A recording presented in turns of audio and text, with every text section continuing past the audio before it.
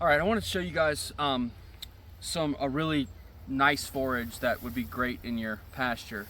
So this hasn't been grazed yet this year. This is just a stockpile for whenever the drought comes, which is now.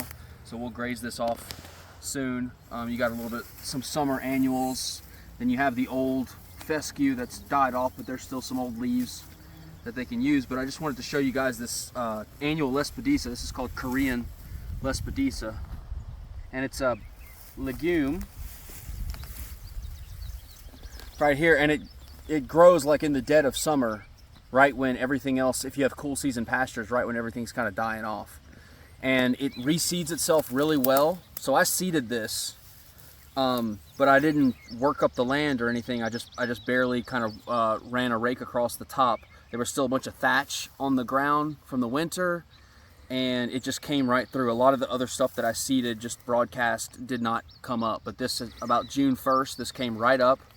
So poor soils, it just came right up. And if your soils, your pasture has a lot of gaps in it, this will just come in and fill in all those gaps.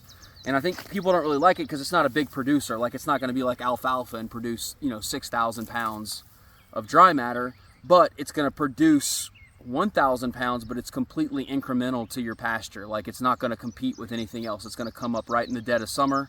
It's going to give you some nitrogen, and the animals really like it. So it's going to mix in with a lot of this poor rank grass. It's going to be a really nice mixture.